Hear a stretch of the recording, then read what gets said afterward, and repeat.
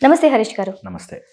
హరీష్ గారు, ఇప్పుడు ఏదైనా ఒక రిలేషన్‌షిప్ బావుండాలి అంటే, హ్యాపీగా ఉండాలంటే మనం ఎలాంటి రూల్స్ ఫాలో అవ్వాలి? చాలా చాలా పవర్‌ఫుల్, ఇంపార్టెంట్ అందరూ మైండ్‌లో పెట్టుకోవాల్సింది. హ్మ్. ఓకే. ఎప్పుడు కూడా రిలేషన్‌షిప్‌ని ఇట్లా చూడాలి. బ్యాలెన్స్. ఓకే. ఓకే. ఒకళ్ళు ఎక్కువ ఇచ్చేసినా, ఒకళ్ళు తక్కువగా ఇస్తున్నా రెండిటి వల్ల ఇంబాలెన్స్ అవుతుంది. ఇది ఫస్ట్ గుర్తుపెట్టుకోవాల్సిన రూల్ నెంబర్ 1 ఏంటంటే, నేను ఏ రిలేషన్‌షిప్‌లోకి ఎంటర్ అయినా హ్మ్. ఆ రిలేషన్‌షిప్‌లో గివ్ అండ్ టేక్ 2 ఉంటాయి. ఓకే. ఒక గ్రేట్ న్యూరో సైంటిస్ట్ చెప్పిన మాట ఏంటి తెలుసా? ఎనీ రిలేషన్‌షిప్‌లో 50-50 ఉండదు. ఎనీ రిలేషన్‌షిప్‌లో 50-50 ఉండదు. ఉంటదు. ఎప్పుడు ఒకళ్ళు 10 ఉంటే ఇంకోళ్ళు 90 చేసి బ్యాలెన్స్ చేయాలి. ఓకే. ఓకే. ఒకరోజు వైఫ్ బాగా అలసిపోయి ఇంటికొచ్చిందనుకోండి. హ్మ్. హస్బెండ్ ఆ రోజు వైఫ్ 10% ఇవ్వగలదు. హస్బెండ్ 90% సపోర్ట్ ఇవ్వాలి. Okay. That is when it becomes 100. So ఒకరోజు హస్బెండ్ 40% ఇవ్వగలడు, సపోర్ట్ చేయగలడు ఆర్ మూడ్‌లో మంచిగా ఉండగలడు. Hmm. Then wife should give 60%.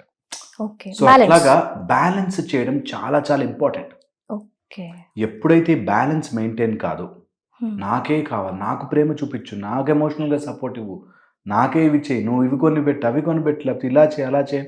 హ్మ్. ఎప్పుడు తీసుకునే దాంట్లో ఉన్నా, ఎప్పుడు నేను ఇస్తూనే ఉన్నా, తను బాగుంటే బాగుండు, తను బాగుంటే బాగుండు అని ఇస్తున్నా, రెండిట్లోనూ డ్యామేజ్. ఓకే. సో రిలేషన్‌షిప్ బాగుండాలంటే ఫస్ట్ బ్యాలెన్స్ ఉందా లేదా?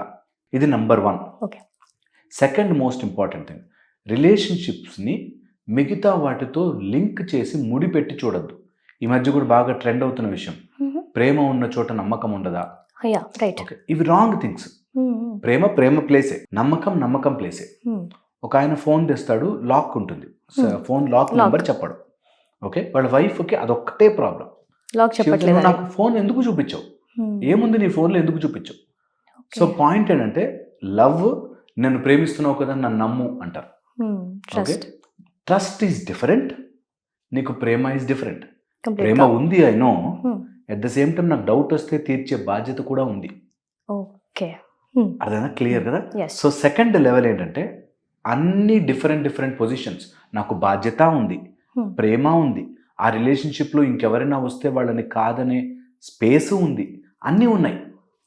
సో రిలేషన్షిప్ ఎందుకు పాడవుతుందంటే, నన్ను నమ్మావు కాబట్టి నువ్వు నోరు మూసుకుని ఉండు, ఆర్ నేను ప్రేమలో నేను ఇంత నీ కోసం చేశాను కాబట్టి నువ్వు నేను ఏం చేసినా పడుండు, సైలెంట్‌గా ఉండు. సో ఇవి రిలేషన్షిప్ని పాడు చేస్తాయి. ఓకే. డామినేషన్. Absolutely okay. పాడు చేసేస్తాయి. థర్డ్ వచ్చేసి, రిలేషన్షిప్లో ఎప్పుడు 1-to-1 ట్రాన్సాక్షనే. ఇంకొక పార్టీ వచ్చింది అంటే, third person. Including counselling like me. Okay. ఎవరైనా సైకాలజిస్ట్ దగ్గరికి కౌన్సిలింగ్ అని, మాలాగా థెరపిస్ట్ దగ్గరికి వెళ్ళి కౌన్సిలింగ్ అని వెళ్ళినా కూడా ఒక థర్డ్ పర్సన్ వచ్చాడు అంటే అది డిస్టర్బ్ అవుతూ ఉంటుంది. కొంచెం ఎప్పుడు కూడా థర్డ్ పర్సన్ దాకా వెళ్ళనివ్వకుండానే రిలేషన్షిప్స్ని చూసుకోవాలి. ఓకే. ఎప్పుడైతే థర్డ్ పర్సన్ ఎంటర్ అయ్యాడో, నేను ఈ రోజుల్లో బాగా చూస్తున్నది, మాట చెప్పాలి కాబట్టి చెప్తున్నా, ఆఫీసుల్లో కొలీగ్తో క్లోజ్ అయిపోతారు. ఫ్రెండ్షిప్పే, it can be just plain ఫ్రెండ్షిప్పే, అయినప్పటికీ వాళ్ళ ఇంటర్ఫియరెన్స్ ఎక్కువైపోయి ఇంట్లో వాళ్ళు బోరుగా, బ్యాడ్గా, రూడ్గా కనిపిస్తారు. వీడు ఆఫీస్లోనే ఉంటారు కాబట్టి, అబ్బాయిలు అమ్మాయిలు ఆఫీస్లో ఉంటారు కాబట్టి, నువ్వు కాఫీ తాగావా అని అడిగినా కూడా చాలా కేరింగ్ అనిపిస్తుంది. ఇంట్లో రోజు ఉంటారు కాబట్టి వాడు నువ్వు తిన్నావా అని కూడా అడగలేదండి అనిపిస్తుంది. తీసుకున్నారని అనిపిస్తుంటుంది. సో అందుకు నిజంగా కూడా తీసుకుని ఉండొచ్చు, ఆర్ బికాస్ దట్ పర్సన్తో కంపారిజన్ అయ్యేసరికి ఎక్కువైపోతుంది. సో అందుకని థర్డ్ పర్సన్ని రిలేషన్షిప్లోకి రానివ్వద్దు ఎట్టి పరిస్థితుల్లో కూడా. ఓకే. ఫోర్త్, ఎప్పుడు రిలేషన్షిప్ బాగుండాలి అన్నా, వాళ్ళు మనుషులే, వాళ్ళకి ఒపీనియన్స్, మైండ్, ఈగో ఉంటుంది అన్నది తెలుసుకోవాలి. ఫీలింగ్స్ కూడా ఉంటాయి అని తెలుసుకోవాలి. మైండ్ ఉంటుంది, ఫీలింగ్స్ ఉంటాయి, వాళ్ళకు ఒక ఐడియాలజీ ఉంటుంది. నేను ఈ మధ్య ఒక చూసిన కేసు, మొన్న సోషల్ మీడియాలో వైరల్ అయినట్టు, ఆడవాళ్ళు ఏ డ్రెస్సులు వేసుకోవాలి ఇది వైరల్ అయింది. వైఫ్ అండ్ హస్బెండ్ ఆ విషయం మీద గొడవపడ్డారు. Can you believe it? So నీ ఒపీనియన్ నీది కరెక్ట్ కాదు, నీ ఒపీనియన్ కరెక్ట్ కాదు, గొడవ ఇంట్లో. ఓకే. సో పాయింట్ ఏంటంటే, ఎవరి ఒపీనియన్స్ వాళ్ళకు ఉంటాయి అన్న విషయం రిలేషన్షిప్లో గుర్తుపట్టాలి. అంతే. నేను ఎంతమందిని అత్తామామలు, అబ్బాయి వాళ్ళ అమ్మా నాన్న, అమ్మాయి వాళ్ళ అమ్మా నాన్న గొడవపడ్డది చూసా, జస్ట్ బికాస్ మా ఆచారంలో దండలు ఫస్ట్ ఇలా వేస్తారు, లేకపోతే ముందు అక్షంతలు అట్లా వేస్తారు, ఈ టైప్లో చిల్లర విషయాలు. నిజంగా చిల్లర అని కూడా అనలేము, ఇంకా అంతకంటే తక్కువ. అలాంటి విషయాల మీద కాపురాలు కూల్చడానికి కూడా రెడీ అయిపోతారు, కానీ తగ్గరు. డామినేషన్ అసలు చాలా విపరీతంగా ఉంటుంది. And very very very very important, ఈగోని కొట్టేటట్టు ఎప్పుడు రిలేషన్షిప్లో మాట్లాడదు. ఈగోని కొట్టేటట్టు మాట్లాడడం అంటే ఏదో గొడవ అవుతుంది, ఆ గొడవ తర్వాత వంట అవుతుంది, వంట చేసి ఇంట్లో వడ్డిస్తూ ఎలా ఉంది అని సింపుల్ దానికి వచ్చిన మా అమ్మ చేసినంత బాగాలేదులే అని గుచ్చుతాడు. రైట్, ట్రిగర్ చేయడం, కావాలని గుచ్చి మాట్లాడతారు. ఈగోని గుచ్చి మాట్లాడతారు. అలా ఎవరైతే ఈగోని గుచ్చుతూ మాట్లాడుతుంటారో వాళ్ళ రిలేషన్షిప్ బాగుపడనే పడదు, ఫినిష్. అందుకని ఎప్పుడు మాట్లాడుతున్నా అవతల వాడి ఈగో మీద కొట్టకుండా వాళ్ళ మనసు బాగుండేలాగా మాట్లాడాలి. ఆటోమేటిక్ సెటిల్ అవుతారు. 99% మూర్ఖత్వంలో ఎలా బ్రతుకుతారంటే ఆ ఈగో మీద కొట్టి మాటల్లో మాట నేనేం తక్కువ అనే దాంట్లోకి వెళ్తారు. రిలేషన్షిప్ పాడైపోతుంది. సో గోల్డెన్ రూల్ ఏంటంటే ఎప్పుడు అవతల వాడి ఈగోని మనం ఒక్క క్షణం ఆలోచించి ఇలా మాట్లాడడం వల్ల వాడిని గుచ్చినట్టే, కానీ ఎవ్వడు కూడా అవును అయ్యయ్యో తప్పు చేశానా చంపలేసేసుకున్న అమలు అయిపోడు. అందుకని ఒకవేళ తప్పు చేశానని ఒప్పుకున్నా వాడు అవసరం కోసం వెయిట్ చేస్తుంటాడు. అప్పుడు నువ్వు చేయలేదా మరి, ఇప్పుడు నువ్వు చేయలేదా మరి అని గొడవలు పెరుగుతాయి. So never do that. Relationships బాగుండాలంటే ఈ ఫ్యూ టిప్స్ ఫాలో అయితే చాలా మటుకు సేవ్ అవుతుంది. ఓకే, అండ్ ఇద్దరికి కలిపి ఒక గోల్, ఒక పర్పస్ ఉండాలి. వైఫ్ అండ్ హస్బెండ్ మ్యారేజ్ అయ్యాక they are playing for one team. ఇద్దరు కలిసి ఆడాలి గేమ్, సెపరేట్ కాదు. ఒకళ్ళు గెలిచినా ఇద్దరు ఓడిపోయినట్టే. ఓ టీంలో ఒక్కడే బాగా ఆడేసాడు, ఇంకోటి ఓడిపోయాడంటే ఇద్దరు ఓడిపోయినట్టే. సో వన్ టీంలో ఇద్దరు ఆడాలి, ఇద్దరు గెలవాలి అనే దాంట్లో ఉండాలి. చాలా మటుకు ఇద్దరు అగెయిన్స్ట్ అయిపోతారు. ఇద్దరు నువ్వు అలా చేసావంటే నువ్వు, మీ వాడు ఇలా చేశారంటే ఇలా చేశారని. నేను ఆ రోజు వైఫ్ ఏడుస్తూ పడుకుంది, వారు హస్బెండ్ ఇల్లు వదిలి వెళ్ళిపోయారంటే గెలిచారనుకుంటారు. కాదు, ఇద్దరు ఓడిపోయారనే రిలేషన్షిప్, ఒక బ్యూటిఫుల్ రిలేషన్షిప్ పాడైపోతుంది. అందుకని ఎప్పుడు చిన్న పుండుని గీకి పెద్దది చేసుకుని ఒక సోవర్ ఫీలింగ్ లాగా చేసుకోకూడదు. చిన్నగానే వదిలేయాలి, చాలా చిన్నగా మైండ్లోంచి తీసి వదిలేయాలి. అది చాలా చాలా ఇంపార్టెంట్. హోప్ ఇది అర్థం చేసుకుంటే చాలా బాగుంటాయి కాపురాలు. సో హరీష్ గారు, ఇప్పుడు మీరు మనం లాయల్గా ఉండాలని కూడా చెప్పారు. ఇప్పుడు మనం లాయల్గా ఉంటాం, మన పాస్ట్లో జరిగిన కొన్ని విషయాలు అరే మన పార్ట్నర్తో కాకుండా ఇంకెవరితో షేర్ చేసుకుంటాం, కానీ దాన్ని వాళ్ళు ఒక పాయింట్ ఆఫ్ టైంలో గొడవ ఉన్నప్పుడు ట్రిగర్ చేసి వాళ్ళని ఒక మాట అంటారు. అబ్సల్యూట్లీ అది చాలా పెయిన్ఫుల్గా ఉంటుంది, చాలా హర్టింగ్గా ఉంటుంది. అబ్సల్యూట్లీ నేను చూసాను అట్లా. ఒక అమ్మాయి ఫస్ట్ మ్యారేజ్ అయిపోయింది, ఫర్ సమ్ రీజన్స్ డైవర్స్ అయిపోయి సెకండ్ మ్యారేజ్ చేసుకున్నప్పుడు అతను మామూలు పెళ్లి చూపులకి వాటికైతే మాకు అలాంటి పట్టింపులేం లేవు, ఇప్పుడు మంచిగుంటే చాలు అని బాగా పెద్ద మాటలు చెప్పి, తర్వాత గొడవ వచ్చిన రోజుల్లో నిన్ను వాడు అందుకే వదిలేసి ఉంటాడే, అందుకే వదిలింటాడే, నీకు అందుకే పనికిరావే అని చెప్పి మాటకి మాట గుచ్చి టార్చర్ చేస్తారు. చాలా పెయిన్ఫుల్ ఉంటుంది. ఒక అమ్మాయి ప్రీవియస్గా ఎవరినో ఇష్టపడింది, ఆ లవ్ స్టోరీ మ్యారేజ్ అవుతున్న అబ్బాయికి చెప్తే, ఇంకా అప్పుడులేమో నాకు అట్లాంటివి ఏం లేవు, అందరికీ ఉంటాయి ఫ్లాష్ బ్యాక్స్ అని చెప్పి, తర్వాత మ్యారేజ్ అయిన 6 monthsకి ఇంకొక అమ్మాయితో నీకు అప్పుడు లేదా రిలేషన్షిప్స్, నేను అందుకని ఇప్పుడు తిరుగుతున్నా, నువ్వు కూడా అర్థం చేసుకో అనేటట్టుగా దే థింక్ చాలా ఇంటెలిజెంట్గా మాట్లాడుతున్నారు అనుకుంటారు. కొంతమంది there are people like that. వాళ్ళ సాడిజంలోనే అట్లా ఇతరులను ఏడిపిస్తూ ఆనందపడడంలోనే చాలా గొప్పగా ఉంటారు. సో అలాంటి వాళ్ళతో జాగ్రత్తగా ఉండాలి. అందుకే నేను నా దగ్గర కౌన్సిలింగ్కి ఎవరిని వస్తే వాళ్ళందరికీ చెప్తుంటా, దట్ మంచితనానికి పోయి అన్నీ చెప్పేశాము, ఎక్స్ప్లెయిన్ చేసేసాము, తర్వాత నా పాస్ట్ అంతా ఎక్స్ప్లెయిన్ చేశాను, అర్థం చేసుకోవాలి, ఇందులో పడకండి. ఇప్పుడు ట్రూత్ఫుల్గా ఉన్నామా లేదా, పాస్ట్ సంగతి ఏంటి అన్నది ఒక్క సెంటెన్స్లో ఫినిష్ చేశారు. ఓవర్ ఈజ్ ఓవర్, ఏం చేయలేవు దాన్ని. సో అందుకని ఇప్పటి నుంచి నేను కరెక్ట్గా ఉన్నానా అనే దాంట్లో ఉంటే లైఫ్ విల్ బి బ్యూటిఫుల్. లేదు అప్పుడు ఎప్పుడుదో చెప్పి ఏదో గొడవలు నువ్వు అట్లా చేయలేదానే అనే దాంట్లోకి వెళ్ళి, వారు చేసావు కదరా నువ్వు కూడా అనే దాంట్లో, ఇద్దరు both sides, male and female both sides. So ఇవి ఉంటాయి చాలా.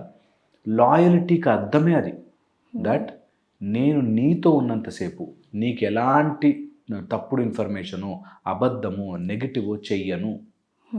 అప్పుడెప్పుడో జరిగిపోయిన దానికి ఇప్పుడు ఎక్స్ప్లెయిన్ చేసుకుంటే అది లాయల్టీ కాదు. అది అన్నెసరీ మనమే మన రిలేషన్షిప్ని పాడు చేసి అనుమానం అందించినట్టు అవుతుంది. సో ఎప్పుడు లాయల్టీ ఇప్పుడు ట్రూత్ఫుల్గా నేను దగ్గర ఉన్న రోజులు అన్నీ కరెక్ట్గా ఉంటాను. ఇది చాలా చాలా ఇంపార్టెంట్ ఈ రోజుల్లో. ఈ సినారియో ఈ రోజుల్లోనే మనం చూస్తున్నాం. ఒకప్పుడు అంటే ఇంకా ఎర్లీ ఏజ్లో ఇంతే అంటే ఇంతే అన్నట్టు ఉండేది. ఇప్పుడు ఆప్షన్స్ పెరిగాయి, చాలా ఆప్షన్స్ పెరిగాయి. వేర్ డైవర్స్ ఇస్ ఓకే, తర్వాత 4-5 రిలేషన్షిప్స్ ఆర్ ఓకే అనేటట్టుగా live in relationship is okay అనేటట్టుగా తయారు చేశాం. కాబట్టి అలాంటి వాళ్ళకి చెప్తున్నాం, ఒకవేళ పాస్ట్లో ఏదైనా ఉన్నా ప్లీజ్ దాన్ని క్యారీ ఫార్వర్డ్ చేసి అది చెప్పి అది మంచితనం అనుకుని తర్వాత గొడవలు పెరిగి అలా చాలా కన్ఫ్యూజన్స్ ఏర్పడతాయి. సో ప్రాపర్గా మాట్లాడుకున్నప్పుడే సింగిల్ సెంటెన్స్ ఇట్లా ఉండింది, ఫినిష్ అయిపోయింది అంతే. దాన్ని ప్రొలాంగ్ చేసి అప్పుడు నేను ఎమోషనల్ ఇలా ఉండా అలా ఉన్నా అంటే నీ టైం వచ్చినప్పుడు, నీకు ఎమోషనల్ వచ్చినప్పుడు దాని మీద దెబ్బ కొడతారు, ఖచ్చితంగా జరుగుతుంది. మనం గెలవాలి అంటే ఖచ్చితంగా ఒక పాయింట్ మనం ట్రిగర్ చేయాల్సిందే, గుచ్చి మాట్లాడాల్సిందే అన్నట్టు కావాలని చేస్తారు. నేను I feel this is very very essential. ఎవరైతే ఈ రిలేషన్షిప్స్ దాటి ఇంకో దాంట్లోకి వస్తారో వాళ్ళందరికీ తెలిసి ఉండాలి, ఏదో ఒక రోజున ఆ పాయింట్ వస్తుంది. వచ్చినప్పుడు కూడా కొంచెం ట్రిగర్ అవ్వకుండా మనం కూడా వాడు బాధలో మాట అంటున్నారు అన్న అర్థం చేసుకోవాలి, లేదా వాళ్ళకి ఆ ఛాన్సే ఇవ్వకూడదు. అందులో ఉంటేనే బెస్ట్. ఈ లాయల్టీ అనే విషయం వచ్చినప్పుడు లాయల్టీకి ప్రేమకి సంబంధం లేదు, లాయల్టీకి నీ సెల్ఫ్ రెస్పెక్ట్కి సంబంధం లేదు, లాయల్టీకి నీ పేరెంట్స్కి సంబంధం లేదు. నేను ఇంత లాయల్గా ఉన్నాను కాబట్టి మీ పేరెంట్స్ నన్ను ఏమన్నా పడుంటాను, నో, అలా చేయొద్దు. That is different, this is different. ఇది అర్థం చేసుకోరు చాలామంది. ఒక అమ్మాయిని చూసాను, నేను ఆయన నమ్మాను కాబట్టి ఇంకా రోజు వచ్చి కొడతాడు, వీడియో కాల్స్లో ఏమేమో పిచ్చి పిచ్చివన్నీ చేస్తాడు, అయినా కూడా ఆమె భరిస్తూ ఉంది. ఎందుకంటే నేను సిన్సియర్గా ప్రేమించాను కదా సార్. ఓకే, సో అది లాయల్ అనుకుంటారు. That is not loyal, that is foolishness, కంప్లీట్గా ఫూలిష్నెస్ అలాగా. అండ్ ఆ టైంలో ఉన్నప్పుడు తెలియదు వాళ్ళకి. ఒక అబ్బాయి వాడు నిజంగా సైకో, నువ్వు బ్లేడ్తో గీరుకోమంటాడు, ఇట్లా చెప్తుంటే వీడియో కాల్లో చేస్తుంది, చేసి ప్రేమించాను కదా సార్ తప్పుతుందా, I'm being loyal to him, అతను తప్ప నేను ఇంకొక వాడిని ఎవరిని చూడలేను, ఈ టైప్లో. సో ఎవరినో చూస్తారో లేదో పక్కన పెడితే అట్లా సైకోటిక్గా బిహేవ్ చేస్తున్నారు అంటే రాంగ్ ఈజ్ రాంగ్, అది చెప్పాల్సిందే, అది పోలీసుల దగ్గరకు వెళ్ళాల్సిందే, it's a legal case. So సైకోలని, నార్సిస్టులని, ఇలాంటి వాళ్ళని గట్టిగా డీల్ చేయాల్సిందే. ఎప్పుడు అలాంటి విషయాల్లో ఏ అమ్మాయి కూడా ఆర్ ఏ అబ్బాయి కూడా ఫర్ దట్ మ్యాటర్ కాంప్రమైజ్ అవ్వకూడదు. అలాంటి విషయాలు ఎంత త్వరగా బయటకు వచ్చేస్తే అంత మంచిది, చాలా చాలా ఇంపార్టెంట్. అండ్ ఎప్పుడైనా ఇలాంటి రిలేషన్షిప్స్ వచ్చినప్పుడు మా దగ్గరకు వచ్చినప్పుడు మేము చెప్తాం, అన్నెసెసరీ చోట అన్నెసెసరీ లాయల్టీలు ప్రదర్శించకూడదు. అన్నెసరీ చోట నీకు పక్కింటోడికి ప్రూవ్ చేసుకోవాలి, వాళ్ళ అమ్మా నాన్నకి ప్రూవ్ చేయాలి, నీ హస్బెండ్కి తెలియాలి, నీ వైఫ్కి తెలియాలి దట్ యు ఆర్ ట్రూ, చాలు, దట్స్ ఇట్. అన్నెసరీ చోట అక్కడెక్కడికో వెళ్ళి వాళ్ళు ఇప్పుడు ఆ అవతల పార్టీ వాళ్ళు ఇంకొక అమ్మాయి ఉంది, ఆమెకి వెళ్ళి నేను ఎంత నిజమైన ప్రేమ అంటే అని prove, not get in to that, not at all. అది హోప్ అర్థం కావాలి. సో ఇప్పుడు థర్డ్ పర్సన్ గురించి మాట్లాడాం కదా హరీష్ గారు. ఇప్పుడు చాలామంది ఏంటంటే మన ఓన్ పర్సన్ అంటే మన మనిషిని నమ్మే కంటే థర్డ్ పర్సన్ మాటల్ని ఎక్కువగా బిలీవ్ చేస్తారు. వై అంటే ఎందుకని అలా? అంత ఆ చేంజ్ ఎందుకు వచ్చేసింది? మన వాళ్ళని మనం నమ్మకపోతే ఇంకెవరు నమ్ముతారు? కాదు, థర్డ్ పర్సన్ మనది చేసింది కరెక్ట్ అంటాడు. ఓకే, మనల్ని టేస్ట్ చేస్తున్నారు. అక్కడికి వచ్చేసరికి నిజంగా నమ్మాలనిపిస్తుంది.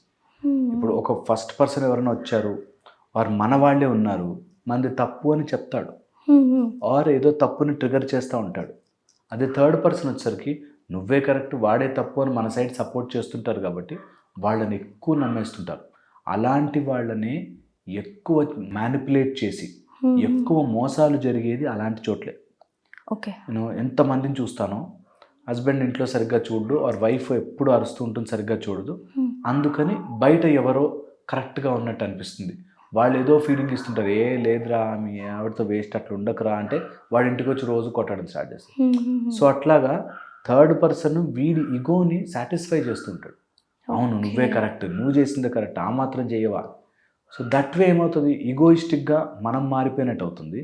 అండ్ మన ఈగోని సాటిస్ఫై చేస్తూ ఎవడుంటాడో వాళ్ళంతా మనకు కరెక్ట్గా కనిపిస్తారు. ఇట్ ఈస్ జస్ట్ లైక్ వ్యసనం.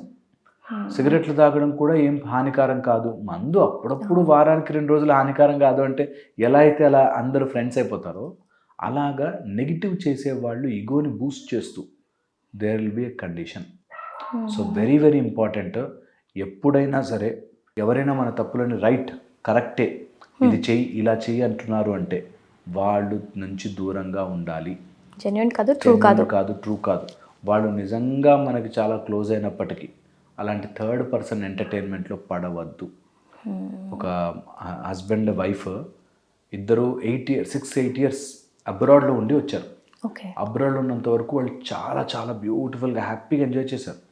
ఇక్కడికి వచ్చాక వాళ్ళ మదర్ ఇన్ఫ్లుయెన్స్ చేయడం స్టార్ట్ చేసింది ఆ అబ్బాయిని. ఆమె ఏంటి అట్లా ఆఫీస్ పనులు అని చెప్పి రాత్రి అంతా మేల్కుంటుంది, లేకపోతే పొద్దున్న లేట్గా లేస్తుంది. వాడు ఏదో నైట్ షిఫ్ట్లు ఉంటాయి, నైట్ డ్యూటీలు ఏవో ఉంటాయి, వర్క్ ఫ్రమ్ హోమే కానీ నైట్ షిఫ్ట్లు ఏవో ఉంటాయి. దాంతో ల్యాప్టాప్ మీద వర్క్లో ఉంటుంది. ఆ రూమ్లోకి వెళ్ళి డోర్ వేసుకుంటే ఆ అమ్మాయి ఎందుకు డోర్ వేసుకుంటుంది లోపలికి వెళ్ళి, ప్రస్తుతానికి ఇన్ఫ్లుయెన్స్ చేయడంతో అతనికి కూడా అన్ని రోజులు సాఫ్ట్వేర్ కంపెనీ, అన్ని రోజులు వాళ్ళ పని తెలుసు, ఇద్దరు సేమ్ కంపెనీలో చేస్తారు, అయినా కూడా నువ్వు డోర్ ఎందుకు వేస్తున్నావు, మా అమ్మ అడుగుతుంది కదా డోర్ ఎందుకు వేస్తావు, ఈ టైప్లో ప్రతి చిన్న దాన్ని కరెక్ట్ చేయడం చేసి వాడు ఇన్ఫ్లుయెన్స్లో పడిపోయి డైవర్స్ దాకా వెళ్ళిపోయారు. 8 ఇయర్స్ బాగుండి 2 పిల్లలుండి అంతా ఉన్నవాళ్ళు డైవర్స్ దాకా వెళ్ళిపోయారు జస్ట్ బికాస్ మదర్ ఇన్ఫ్లుయెన్స్ చేస్తూ ఉంటుంది. సో ఇక్కడ మదరా ఫాదరా అని కాదు పాయింట్. ఎవరైనా థర్డ్ పర్సన్ చెప్తుంటే స్పృహలోకి వచ్చి నేను కరెక్ట్ వింటున్నానా, కరెక్ట్ వాళ్ళతోనే మాట్లాడుతున్నానా, ఆర్ ఇది ఇస్ ద రైట్ పర్స్పెక్టివ్. ఇప్పుడు చెప్పే వాళ్ళ ఉద్దేశం చెడు కాకపోయినా నీ రిలేషన్షిప్ బాధపడుతుందంటే ఆలోచించాలి, రియాలిటీ చెక్ చేసుకోవాలి. వాళ్ళకి తెలియదేమో, మేబీ వాళ్ళ అమ్మకి అర్థం కావట్లేదేమో సాఫ్ట్వేర్ కంపెనీ, సాఫ్ట్వేర్ జాబ్స్, ల్యాప్టాప్స్తో ఎలా పనిచేస్తారు. సో తెలియకపోవచ్చు. అలాంటి వాళ్ళు గైడ్ చేస్తున్నా కూడా జాగ్రత్త పడాలి. So there are so many cases అండి. మేము చెప్తూ పోతే నేను ఇంకా థెరపిస్ట్ లైక్ మీ నాకు వచ్చే కేసులు అంటే సైకియాట్రిస్ట్ ఫ్రెండ్స్ ఉన్నారు, నాకు సైకాలజిస్టులు ఉన్నారు. వాళ్ళ దగ్గర కేసులు వింటే ఆశ్చర్యం వేస్తుంది. ఇలాంటి విషయాలకి ఎలా బాధపడుతున్నారా, ఎలా గొడవ పడుతున్నారా. సో థర్డ్ పర్సన్ ఇన్వాల్వ్మెంట్ ఉంటుంది. ఎనీ రిలేషన్షిప్ పాడవడానికి ఓ మూడో వాడు వచ్చి వాడు టార్చర్ పెడుతూ ఉంటాడు. ఒక లేడీ ఊరి నుంచి వచ్చిన అత్త ఇంట్లో ఇట్లా చైర్ మధ్యలో నట్టింట్లో ఇట్లా చైర్ వేసుకుని కూర్చుని ఇలా అబ్జర్వ్ చేస్తూ వాళ్ళు ఏం చేస్తున్నారు అని చెప్పి, ఎలా ఉంటారు, నువ్వేంటమ్మా మా పద్ధతులు ఫాలో అవ్వట్లే, అది కావట్లే, ఇది కావట్లేదు, తన ఇగో కోసం పిల్లల జీవితాలు నాశనం చేసేవాడిని. నార్సిస్టిక్ పీపుల్, నార్సిస్టిక్ మైండ్ సెట్తో ఉంటారు. సో అది వెరీ వెరీ చాలా కేర్ఫుల్గా ఉండాలి. అలాంటి వాళ్ళని మనము ఏదో రిలేషన్షిప్లే మన వాళ్ళులే అనుకుని ఊరుకోవడం, దానివల్ల నేను ఒక టిపికల్ కేసు చూశాను, చాలా ఇంట్రెస్టింగ్గా ఉంటుంది. వాళ్ళ ఇంట్లో వాళ్ళ పెదనాన్న అన్నిటికీ చాలా పెద్ద తరహాగా ఉంటాడు. వాళ్ళ పెదనాన్న చెప్పింది జరగాలి ఆ ఇంట్లో. సో వీళ్ళకి సంబంధమే లేదు. వీళ్ళ నాన్నేమో సైలెంట్ ఉంటాడు, వాళ్ళ పెదనాన్న అన్నిటికీ మాకు ఇలా మర్యాదలు జరగాలి, అలా మీ వాళ్ళు చేయలేదు, ఇలా మీ నాన్న వచ్చి మాకు సారీ చెప్పాలి అని పెదనాన్న గొడవ పెడుతుంటే వీళ్ళు ఇన్ఫ్లుయెన్స్ అయిపోతారు. సో మై అండర్స్టాండింగ్ ఈజ్ ఎవడో ఒకడు అలా థర్డ్ పార్టీ దిగినప్పుడు మైండ్ అక్కడిని సపరేట్ చేయాలి. Should be sensibly understanding the situation and అక్కడి నుంచి ఆపరేట్ చేయాలి. ఇగోలు తెచ్చుకుని అనవసరమైన నీకెంత పొగర్రా అనుకునే దానికి వెళ్ళకూడదు ఎప్పుడు. అది వెరీ వెరీ ఇంపార్టెంట్. కొంచెం మనం కామ్గా పీస్గా ఆలోచిస్తే సార్ట్ అవుట్ అవుతుంది. అబ్సల్యూట్లీ. అండ్ కామ్గా పీస్గా ఆలోచించకుండా వాళ్ళు వేస్తుంటారు మసాలా. ఇక్కడ మెయిన్ ప్రాబ్లం అది. నిప్పు పోస్తుంటారు ఎప్పటికప్పుడు. నువ్వంత కామ్గా, నువ్వు ఎంత తగ్గిపోయావురా, నీకు అసలు మగతనం లేదా, లేకపోతే నువ్వు అసలు నీకేం తక్కువే. నేను చాలా మంది చూసాను అట్లా. సో ఒక్కొక్క మాట అనేస్తారు, వాళ్ళకేముందు అనేసిపోతారు. తర్వాత వాళ్ళ ఈగో కోసం వీళ్ళ కుటుంబాలు నాశనం అయిపోతాయి. అండ్ అది తెలుసుకునే లోపల అంతా జరిగిపోతుంది. మళ్ళీ దే కెనాట్ గో బ్యాక్. చాలా డ్యామేజెస్ చూస్తారు. సో వెరీ వెరీ కేర్ఫుల్ ఉండాలి, చాలా కేర్ఫుల్గా ఉండాలి. హరీష్ గారు, ఇప్పుడు మనం అడ్జస్ట్మెంట్స్ గురించి మాట్లాడదాం. సో దేనికన్నా ఒక లిమిట్ ఉంటుంది అంటాం. ఇప్పుడు అడ్జస్ట్ అవ్వడానికంటే ఒక హ్యాపీ రిలేషన్షిప్ ఇందులో నేను అడ్జస్ట్ అవ్వచ్చు, అడ్జస్ట్మెంట్స్కి కూడా ఒక లిమిట్ ఉంటుందా? Yeah absolutely. నేను దానికంటే ఒక పాయింట్ ముందుకు వెళ్తా. ఓకే, అడ్జస్ట్మెంట్ వరకు వెళ్ళే కంటే వాట్ ఈజ్ రైట్ అన్నదానికి వెళ్ళాలి. నేను నాకు ఒక బెంచ్ ఉంది, ఒకళ్ళు వచ్చి కూర్చున్నారు, ఐ విల్ అడ్జస్ట్. ఇద్దరు వచ్చి కూర్చున్నారు, ఐ విల్ అడ్జస్ట్. 3, 4, 5 వచ్చి తోసేస్తున్నారంటే నేను పడిపోతాను, రైట్ కదా. అలాగే మనము ఒక ఫస్ట్ థింగ్, నాకు అది కరెక్టా కాదా అని ఫస్ట్ వాడు కూర్చున్నప్పుడే డిసైడ్ అయిపోవాలి. ఓకే, ఆ టేబుల్ నాది, నాకు ఎవరైనా కూర్చున్నాడు అంటే వాడు నా లిమిట్లో, నా కంట్రోల్లో ఉన్నంత వరకే. నేను అడ్జస్ట్ అవుతున్నాను అనేసరికి నేను మంచివాడిని, వాడిని కూర్చోబెట్టాను అని నేను ఒక సుపీరియర్గా అనిపిస్తాను. ఇప్పుడు నెక్స్ట్ థర్డ్ వాడు వచ్చినప్పుడు నో వెళ్ళు అంటే నన్ను ఏమనుకుంటాడో అని అలో చేస్తాం. ఇప్పుడు అదే ప్రాబ్లం, ఎవరేమనుకుంటున్నారు అనేది మెయిన్ ప్రాబ్లం. అబ్సల్యూట్లీ. నేనంట అడ్జస్ట్ దాకా కూడా కాదు, గో బ్యాక్. ఇంకా ఇందులో అడ్జస్ట్మెంట్ నాన్ అడ్జస్ట్మెంట్ లేదు. ఇప్పుడు నేనేం చేయగలను, నేను ఎంతవరకు లిమిట్ ఇవ్వగలను అనేది ముందే మనకి బౌండరీ క్లియర్గా ఉంటాయి. నేను ఇలాంటి విషయాలు నేను అడ్జస్ట్ కాను. నేను మా దగ్గరికి ఎవరైనా మ్యారేజ్కి ముందే కౌన్సిలింగ్కి వస్తే కొట్టడం తీసుకోవద్దు. డోంట్ అడ్జస్ట్ ఆన్ ఎవరైనా అబ్యూస్. కొట్టడం తిట్టడం అడ్జస్ట్ చేసుకోవద్దు. అమ్మా నాన్నని పాయింట్అవుట్ చేసి బూతులు తిట్టడం అడ్జస్ట్ చేయను. There is no adjustment in that. Okay, నాకు తిండి పెట్టకుండా వారు ముందు, నేను చూసాను ఒక కుటుంబంలో హస్బెండ్ ముందు వచ్చి తింటేనే కానీ తినకూడదు, కొన్ని రూల్స్ ఉంటాయి ఈ టైప్లో. సిల్లీ అంటానండి. డోంట్ ఈవెన్ అలాంటి విషయాలు అడ్జస్ట్ అవ్వద్దు. Put your leg there strong. అలాంటి విషయాలు అడ్జస్ట్ అవ్వద్దు. ఓకే, ఆచారం పేరుతో సుత్తి చెప్పేవాడు అడ్జస్ట్ అవ్వద్దు. అక్కడ అడ్జస్ట్ అయ్యి మనం మంచి అనిపించుకోవడానికి ట్రై చేస్తే, ఓకే, రేపు పొద్దున నీ మంచిత నువ్వు కొంచెం తిరగబడ్డా చూసావు నువ్వు చెడ్డదాన్ని, నువ్వు చెడ్డవాడివి అని ప్రూవ్ చేస్తావు, పాయింట్అవుట్ చేసేస్తారు వెంటనే. అప్పుడు అడ్జస్ట్ అయ్యాం కదా అని మనం మాట్లాడడానికి ఉండదు. సో అందుకని అడ్జస్ట్మెంట్ని నీ బౌండరీలోనే పెట్టుకోవాలి. Adjustment is your virtue. నేను అడ్జస్ట్ అయ్యాను. చాలామంది మా దగ్గర 10 ఏళ్ళు అడ్జస్ట్ అయ్యానండి, ఇప్పుడు కోపం వచ్చినాను. 10 years adjustment is foolishness. 10 years of adjustment. Okay, వచ్చేయకూడదు అలా. 10 ఏళ్ళు అడ్జస్ట్ అయ్యామంటే ఇంకో 10 ఏళ్ళు చేయి, ఏం చేస్తాం? So very very wrong. Adjustment, నేను అడ్జస్ట్ అవుతున్నాను కొంతమంది సెల్ఫ్ పిటీలోకి వెళ్ళిపోతారు. నేను ఎంత మంచివాడినంటే, ఎంత మంచిదానంటే అడ్జస్ట్ అవుతూనే ఉన్నానండి అని. అది నిన్నెవరు పొగడరు, మెచ్చుకోరు. నువ్వు ఎందుకు అడ్జస్ట్ అయ్యావో ఎవరి కోసం అంటారు. సో అందుకని వెరీ వెరీ ఇంపార్టెంట్, నేను అడ్జస్ట్ అవుతున్నాను అనే జోన్లోకే పోవద్దు. అంతకంటే ముందే, జస్ట్ బిఫోర్ దట్, నాకు ఇది ఏంటి, what is it for me, నేను అడ్జస్ట్ అవ్వచ్చా, ఇక్కడ అలౌ చేయొచ్చా, ఇక్కడ ఇలా ఉండొచ్చా, ఏ బౌండరీస్ నేను తట్టుకోలేను అనేవి మనం క్లియర్గా, మన సైడ్ క్లియర్ ఉంటే అవతల వాడికి చెప్పడానికి ఈజీగా ఉంటుంది. ఫస్ట్ మనం క్లియర్ చేసుకోవాలి. మన మైండ్ క్లియర్ ఉండాలి. నా బౌండరీ ఏంటి, నేనేం చేయబోతున్నాను, నా లిమిట్ ఏంటి ఈజ్ ఆల్వేస్ ఇంపార్టెంట్. ఇది లేనన్ని రోజులు ఓడిపోతాం. ఓకే, సో ఫస్ట్ నేను అడ్జస్ట్ అవుతున్నా అనే మూడ్ నుంచి బయటకు రావాలి. నేను దేనికి అడ్జస్ట్ కాగలను అనే దాంట్లో క్లియర్ ఉండాలి.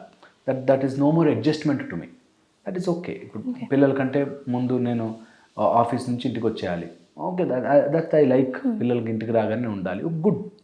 అలాగా నాకు నచ్చినవి నేను ఓకే, అది అడ్జస్ట్ కూడా కాదు, ఓకే ఫర్ మీ. అడ్జస్ట్మెంట్ అనుకునేసరికి లోపల ఎక్కడో నేను త్యాగం చేసేస్తున్నా అనే ఫీలింగ్ మనకు వచ్చి ఎన్ని రోజులు త్యాగం చేస్తాననే ఒక టైప్ ఆఫ్ నిస్పృహలోకి వెళ్ళిపోతాం. సో ఎప్పుడు కూడా అదేదో నేను అడ్జస్ట్ అయ్యి సాక్రిఫైస్ చేస్తున్నాను అనే దాంట్లోకి వెళ్ళవద్దు. అది మన చేతగానితనమే అవుతుంది, కానీ ఏ గొప్పతనము కాదు. ఎవరు కూడా అంత ప్రౌడ్గా కూడా చెప్పరు. అది గౌరవం కాదు. అది చాలామంది నాకు తెలిసి అబ్బాయిలు అమ్మాయిలు ఎంతోమంది మ్యారేజ్లో రిలేషన్షిప్లోకి వెళ్తున్నప్పుడైతే compulsory that these are my boundaries, నేను ఇక్కడ బడ్జ్ కాను. అది నువ్వు తప్పుగా తీసుకోతే నీ ప్రాబ్లం, నేను నా రూల్ క్లియర్, అంతే. అది అన్నీ బాగుంటాయి. సో మన కోసం మనం స్టాండ్ తీసుకోవాల్సిందే. ఎప్పటికైనా వరల్డ్ విల్ అడ్జస్ట్. నువ్వు ఒక చోట నించుంటే ప్రపంచం అడ్జస్ట్ అవుతుంది, రైట్, కంపల్సరీ. ఇది గోడ మీద ఎక్కడ రాసుకోవాలి, ద వరల్డ్ విల్ అడ్జస్ట్. నేను నాలాగా ఉండాలనుకుంటున్నాను, నేను వాడిని ఇబ్బంది పెట్టను, అట్ ద సేమ్ టైం నా ఇబ్బంది క్లియర్ చేసుకుంటా అన్నది చాలా చాలా ఇంపార్టెంట్. ఆల్ రిలేషన్షిప్స్ బాగుపడతాయి.